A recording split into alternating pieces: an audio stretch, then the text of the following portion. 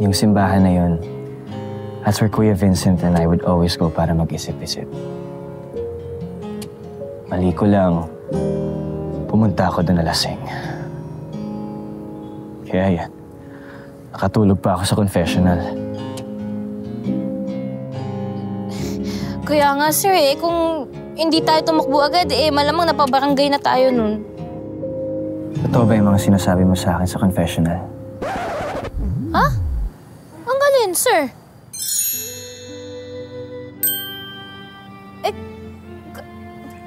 Ang dami ko kasi sinabi sa'yo. Akala ko pari ka Narinig ko kasi, sabi mo sa akin na mahal mo ko. Akala niya, walang nagmamahal sa kanya. Hi, Pate. Kung alam lang po niya kung gaano siya kamahal-mahal, walang ako naging si Sir Francis. Ha? Ikaw talaga, lasing ka pa, sir Ang sabi ko, mahal. Ang mahal ng gamit nyo dito sa bahay.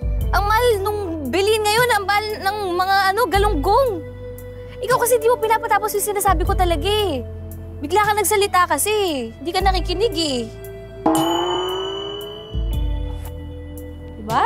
Kaya, ang hirap-hirap ng buhay ngayon, ang mahal-mahal talaga ng bilihin. Yun yung gusto ko sabihin. I know what I heard.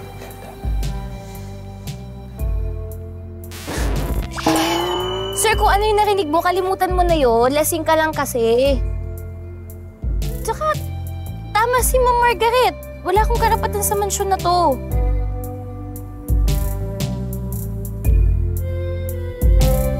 Ay, nalungkot yata.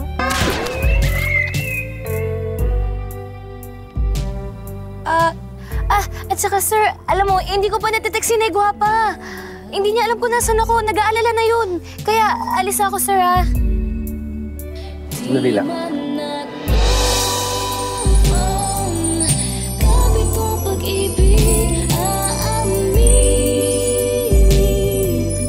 Ay, sir. Sir. Hatid na. Sir, hindi na kailangan. Lasing ka po, kaya magpahinga ka muna. Francis. Ihatid na kita.